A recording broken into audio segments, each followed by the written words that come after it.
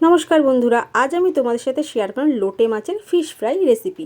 তো তার জন্য লোটে মাছটাকে ভালো করে ধুয়ে নিয়েছি। ধুয়ে নেওয়ার পর লোটে মাছের মধ্যে আদা রসুন কাঁচা লঙ্কা পেস্ট, লঙ্কার গুঁড়ো, হলুদ, নুন, গোলমরিচ গুঁড়ো আর একটু পাতিলেবুর রস দিয়ে ভালো করে ম্যারিনেট করে রেখে দিতে হবে কিছুক্ষণ। এরপরে একটা প্লেটের মধ্যে আমি একটু চালের গুঁড়ো নিয়েছি। সেই চালের গুঁড়োর মধ্যে প্রত্যেকটা মাছ একটা একটা করে এইভাবে কোট করে নিয়ে রাখতে হবে। নিয়ে রাখার পরে বেঁচে যাওয়া চালের গুঁড়োর মধ্যে একটু বেসন, নুন, হলুদ আর একটু গোলমরিচ গুঁড়ো, একটু লঙ্কার গুঁড়ো আর একটু কালো জিরে দিয়ে ভালো করে অল্প জল দিয়ে ফেটিয়ে রাখতে হবে কিছুক্ষণ। ফেটিয়ে রাখার পরে এবারে ওই বেসনের মধ্যে একটু ধনেপাতা কুচি আর একটা ডিম দিয়ে ভালো করে ফেটিয়ে নিতে হবে। ফেটিয়ে নেওয়ার পরে এবার একটা একটা করে কোট করা মাছগুলো বেসনের মধ্যে দিয়ে এবার ভালো করে একটু ডুবিয়ে নিয়ে এবারে ছাকা তেলে ভেজে নিলেই রেডি লোটে মাছের ফিশ ফ্রাই। তাতে উল্টে পাল্টে ভালো করে লাল লাল করে ভেজে নিতে হবে। আর এই ফিশ ফ্রাইটা ধনেপাতার চাটনির সাথে সার্ভ করলেই বেশি ভালো লাগবে। তো ভিডিওটা কেমন লাগলো অবশ্যই কমেন্ট করে জানিও। টাটা।